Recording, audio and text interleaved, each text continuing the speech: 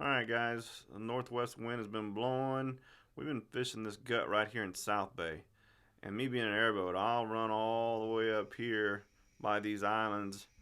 And that's where some of that gut starts. And I'll fish back and forth in here. And all I'm doing is throwing dead shrimp on the bottom or cut mullet. And then fish are coming from up here, pouring off all of this back in here. All this water's finally pouring off of this northwest wind, and they're all falling off in this ditch. That's the only really place they can go. Besides, they can fall off and go over here. You can catch some fish over here, but more of the bait has been right in here, all through here, and we've been catching some nice reds, a few drum, and every once in a while you'll get a bonus trout.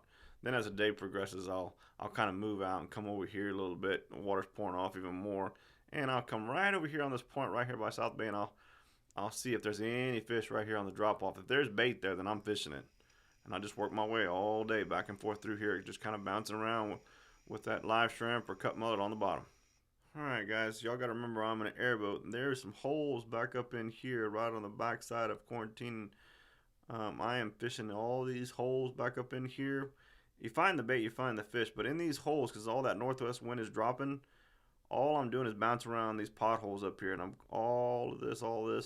If I do get some south wind, I will try to come fish this island right here, mostly on this side right here where the bait is. It's really been piling up right in here, and I'll just kind of work my way through here. There's some more potholes, and I'm just throwing live mullet or cut mullet, even some dead shrimp on the bottom, and we'll be catching some pretty nice redfish, quite a few drum, and every once in a while you will get a bonus flounder in here. We're just kind of moving around all in here, catching those fish. Main thing this time of the year is watch the way the wind direction is going. If it's blowing out of the northwest wind, it's blowing that water all off these flats. All back in here is all coming off.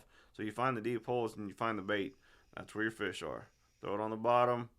Be patient. Tight lines and hang on. Alright guys, as the tide's going out, I'm fishing all this Y channel right here, down here on the end. And we're just kind of bumping our way along all the way here because all the water from all over here and this side is all pouring off into here. So those fish ain't got nowhere to go but really down in here once that water all pours off. You can start right here on the point. Every once in a while we're catching some pretty nice trout right here on live shrimp.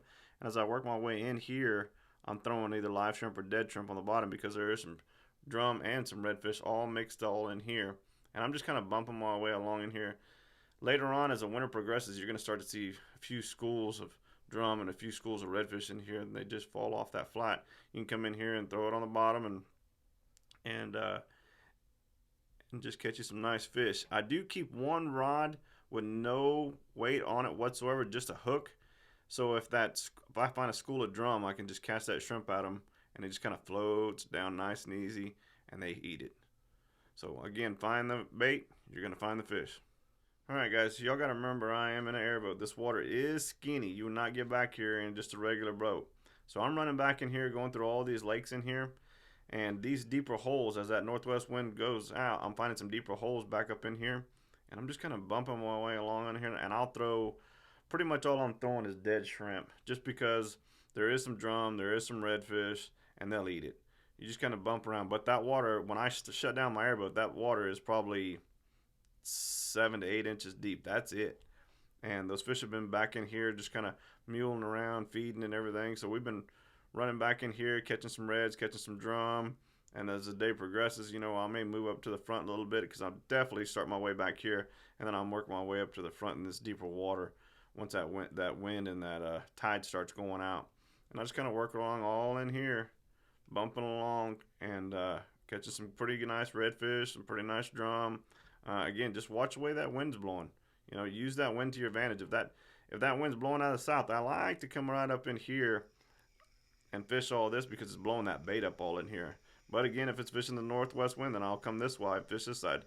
So it just depends which way the wind is. But find the fish, throw on them, and be patient. Just kind of sit there and be patient. Let those fish come back and forth, back and forth. Don't be running around. Just come in here, find the fish, sit down on them, sit there and be patient and chunk on them.